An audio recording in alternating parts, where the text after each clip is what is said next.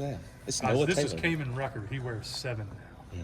Well, let's start it out with Tell us that. about the number change. Yeah. The number change, it's something that I've kind of been wanting to do, but, as me being a underclassman, I didn't have that opportunity just yet. But when the opportunity showed itself, I wanted to change my number. The reason why is because I had this my junior year of high school. I wanted to keep it up, but we had a tradition to where it's just like the coaches choose a very significant person on the team to wear the number 1 at the time, and my coach chose me to wear it my senior year, so I wore number 1. But if that wasn't the case, I would have kept it. But it kind of started off with me. I was once upon a time, I was an offensive lineman at one point in my life, and my dad wore 75 his first year playing football, and so I was just like, I want to wear that number. And so I wore 75 as an offensive lineman, and obviously, I got faster, I got stronger, I got a lot leaner, and so I wanted to play outside linebacker, and so I just wanted to also give honor to my dad, especially just him keep on pushing me and driving me to play the sport that I still play today. So I decided to take the 5 off and play with number 7. So back to the future. Yeah. All right. So You've been ready for that question, haven't you? I mean, I had to give a good reason. I know this question was gonna come around. It's just like, why switch your number? Da da da da. I was just like, I gotta give a story on why I did it. So Do you think it makes you look quicker? do I feel like it makes it look quicker? Yeah. Sometimes a single digit may make a guy look a little bit quicker. I've always been a quick guy, so I guess lighter. I guess you could say Leaner, yeah. So, Leaner. a little bit. Jeremiah's got it though, I right? was just gonna say, so it's not the 2 + 5 into the 7. You can say that. You know what I'm saying? It's just Hey, Jeremiah's been thinking Yeah, about he's this. had it. he has, but I mean that's definitely not the first time I heard that one. But but if you want to put it that way, you could 2 + 5. I like it. What's he there? Yeah. Okay, Go. what's different this spring than maybe the springs you've been here before? Shoot. I mean, I feel like you can tell the energy's different. I feel like it starts from the top down. Coach Collins is definitely, even on day one when he stepped into our team meeting room, he brought the energy off the rip, and I feel like that's some energy that our defense needs and needed. And especially with the guys that we have on our defensive side, man, I think we thrive off of energy. There's times in the season last year where we showed that we can be on the same page, where we can give constant energy, that we can fly around to the ball, we can make stuff happen. Just sadly, it didn't happen on a consistent basis, but I feel like especially underneath the umbrella of Coach Collins, man, he's just going to make sure he's going to hold us accountable and letting us know that we need to keep this energy flowing consistently, not just do it on every so on Saturdays, and not just do it on these certain days of practices. We got to do this every single day. We have to replicate this every day, so when it comes to game time, it becomes easy. Did he sort of start from scratch with you guys? Obviously, you're one of the top guys, but did he come in and give everybody a clean slate, or how did that work? I feel like he was very much aware of who the guys that produce a lot. Last year, I know there was like people like Power, Dez, Bo, Huzzy, myself. Like, he was aware of the guys that really produced a lot last year, but he didn't want to put us on this high pedestal. He wanted us to let us know, like, hey, we have plans for y'all, but I also have a bigger picture on how I want this defense to be ran. So I guess in some sort of capacity, he did give us a clean slate, but also I didn't want him, like, he wasn't also just completely unaware of the guys that he had in the room with him. What about this defense? What are you being asked to do, and is it similar to the previous one, or are there a lot of new different sort of things for you? For my job personally, I mean, there's not a lot of differences in what I have to do. I'm still just a hybrid DN outside linebacker, to where that I'm heavily involved in the run fit, but as well I drop in coverage. So it's not too different than what I've been doing. Of course, it's a little bit of a different change, different terminology, different vernacular, how Coach Chizik had previously. But my job's not too different. I feel like it's allowed me to still be comfortable in my position and still allowed me to produce on both in the run, in the pass game as well, and also pass rushing as well. Just opening up doors for not only myself, but also everybody around the defense to make plays. So not too different. Just a little bit more pressure than usual. Do they still call you a Jack? They call me Rush now. It's a Rush now. Okay. So, Is your front seven the strength of this team? I feel like it's one of those things where everybody's a strength at the same time. I feel like we just had one of those situations where you can say that our front seven is a strength of our defense, but there's also been some stages of our back end that's been also great as well. So I feel like this is the reason why Coach Collins is also just wanting us to bring energy, why he's not changing the defense up too much to confuse anybody. It's just that he just wants to put everybody in the position to play. But it's getting to the point, it's just like where instead of the front seven being like the dominating force that we need to have everybody on, we need to have all 11 guys that's going to be on the field to be just as important. Kaimon, for you, coming into, that fifth year and exercising that option, I guess, just what are some of your, kind of main aims and goals when doing that, and just coming to some of the main things you're looking to get out of this year? The main things that I really want to get out of this year is just how to become a better leader. To be honest with you, there's not really anything physically that I feel like I need to work on personally. Of course, there's some stuff that I need to fine tune in my pass rush. I can always learn so much more, different nuances, different ways I can get past an offender. And of course, just learning coverages, I can never get enough of that. But I just feel like one of the main things of what brought me back into my fifth year is just learn how to be a better leader. I feel like in the NFL, it's like, of course, they know that's the whole reason why you're there. They know that you can play. They know that you can operate in pressure. They know that you can produce on any given basis. But the thing is, what is also important in the leagues, what I've learned, especially talking with a lot of alumni that come through here and a lot of people that I've connected with in the NFL, is just that they're worried about what you do more off the field and your leadership skills. And I feel like that's something that I can always improve. I feel like I've always considered myself a good leader, but there's also some things that I can learn better. And so I feel like people like Kevin Donnelly, Coach Brown, they're putting in different ways of how we can become better leaders, having different leadership sessions and stuff like that for not only myself but among some other guys that we consider leaders on this team, and just learning those and putting different stuff in my toolbox. I feel like that's one of the reasons why I really came back. You mentioned some of those alumni. Who are some of those guys, I guess, that had some pro experience that have been kind of communicating that to you of, this is what they're looking for, leadership-wise, personality-wise? I mean, if I started naming an alumni, I can't put every single name to face, but it was just like, I know Coach Collins, he's going to also bring some guys in. I know Coach Brown occasionally brings some guys in, but just not even just alumni that was past my time, even with alumni that I've worked with, like Javante, Mike, Tamar, like guys like them, is just like understanding is just like, these are guys that I looked to as leaders when I was younger, when I was a freshman and sophomore, and just also taking what they've taught me, and of course just like learning different stuff in our leadership sessions, and learning, everybody's different. Leadership is not a one size fit all. Everybody learns differently. Like this person can learn by getting yelled at, and this person is more of a one-on-one type guy. And so just constantly learning how to be a better person, and that being a better leader and just being a better overall person. I feel like, that's something I can always add to myself.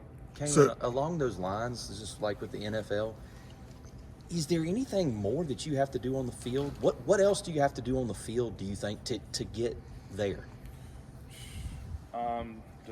Just to learn how to operate more in space and pressure. I feel like, of course there's always some things that I can work on. Obviously there's some things that I can't control, but the things that I can control, such as my speed, my agility, my ways of pass rushing, my point of attacks when I'm stopping the run, or where I need to drop in coverages, learning coverages in general.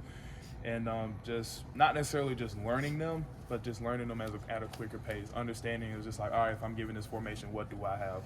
And I know coaches appreciate that. They understand that, obviously, like as I said before, they know you can play, they know I can move, they know I can do these types of things. But what are some things that are behind the curtains that is going to make me a good player versus a great player? So to clarify, your position now is rush, no longer jack. Yes. Yep. Okay, that's going to be that'll be interesting. Just writing rush and not rush and just rush. I was about to say, I know y'all been changing that a couple of times. Well, is there a three star? three different terminologies I think since you got here. Yeah.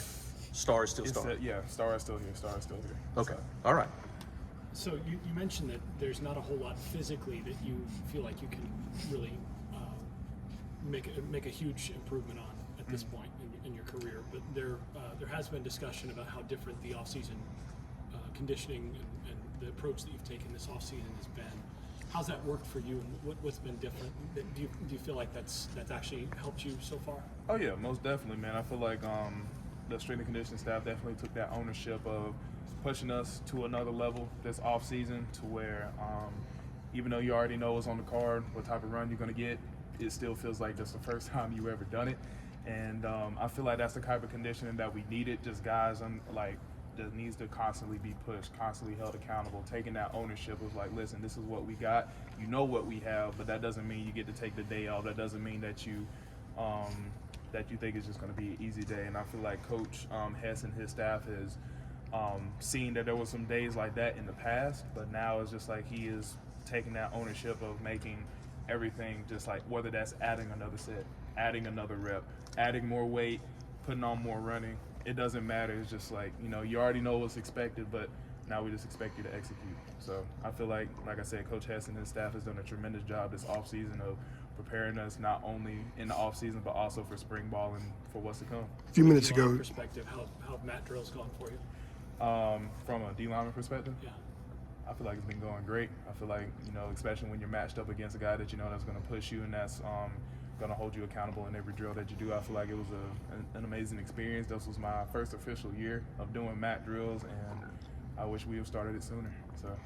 you mentioned a few minutes ago about how intense Coach Collins is. Elijah said that he apologized in advance for what was coming. Oh yeah. Well, how did you take that where Coach says, "Hey, I'm going to be in your grill, or I'm going to be totally different, so I apologize now for what's coming"? Well, I can personally say that this is not my first time dealing with an aggressive-minded coach. So just you know, when he kind of, and it's funny, every time we start a meeting and he's about to get started, he puts like this viewer discretion advised, PG-13. This is only meant for people in this room.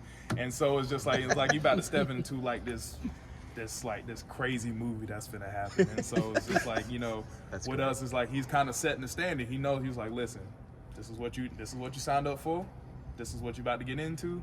I've apologized in advance, and this is what we got. And so, you know, that's just the type of guy that Coach Collins is. He's apologizing, but still unapologetically aggressive and intense, and that's what we need. And I love it, honestly. And a lot of that is how he communicates with you. In other words, don't take it personally. This is about you getting better, and this is about us. But I mean, like he's one of those guys. Just like he knows, like when he coaches you, when he quote unquote yells at you, it's not in a way to belittle you. It's not a way to disrespect you, and it's not a way to dehumanize you. It's in a way that I know that you can be a better player. I know you can put yourself farther than where you're going, and I see that, and I need you to see that, and I need that to get through your skull. And so that's the kind of coach that Coach Collins is, and I feel like we learned that pretty quickly, even like without being out here. Just, you know, he set that standard even with OTAs. He set that standard in the meeting rooms. And so, you know, at this point, we're just kind of used to it at this point. And that apology in advance gives him a clean slate each time he does that, right? It seems like it. Kaimon, you know how we like details to tell a story. So is he putting that on the projector screen in like the team meeting room? Yeah. Okay. Yeah. How have you seen that approach affect other guys? I feel like the other guys that aren't typically used to that, I feel like they're kind of looking at the older guys just like, all right, if they ain't taking a heart, then I shouldn't, you know? And so it's just like, I know you mentioned the clean slate earlier, so it's just like this is a whole new coach for a lot of different people. And so this may be a different coaching style for a lot of different people. However, for guys like myself that's played a lot of ball, you kind of like weed through the yelling, you weed through the words that may be said. You hear more so what he's trying to say instead of how he's saying it. And so just like with the younger guys that may seem like they're trying to figure everything out, this is a new coach, they're not used to this. Some of them may not be used to this aggressive type of coaching style. However, they're kind of like looking up to the older guys and it's just like, how are they reacting? How are they responding to it? And if they're seeing that that they're not like showing anything like, dang, why coach yelling at me? Or like, you know, just kind of like showing some type of negative emotion, then they feel, and I see that they feel like they shouldn't either. So I feel like that's a great thing. They're looking towards guys that they feel like is going to lead them in the right direction and emulating that. And that's the type of guys that we need even at a younger level, because all that's going to do is just make them into better leaders as they get older. Kaimon, does that give you guys an edge maybe you needed? Edge? I feel like that's definitely an edge that we need, honestly. Like I said, it's just like with the energy that we need, it doesn't need to be inconsistent. It needs to be something that happens every single day. It doesn't matter if it's a Monday practice, whether it's a walkthrough, or whether that's on game day. And so, like, just having that edge created each and every day, because I know the offense is going to push us. They're also just trying to be one of the best offenses in the nation while we're trying to be the best in the nation. So it's like if we can both work towards that goal, shoot, that's going to be an edge created every single day, and that's just going to make Saturdays easier for us. Do you and Coach Collins have any sort of built-in connection, being that you're a Georgia boy and he was at Tech, obviously? Like, do you guys talk about like things like that? A little bit. I know he's mentioned that even at his time as Georgia Tech, he's mentioned some of the guys that he remember seeing when he was at his tenure over there.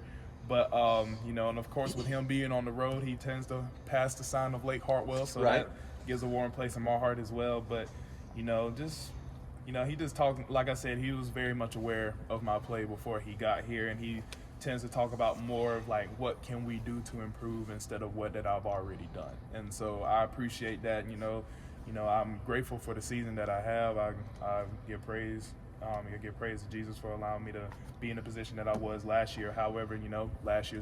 It's a new season. It's a new off season, and now I can only improve what I built upon last year and just pray to have a better year. Seems like a good place to stop. Yeah. Appreciate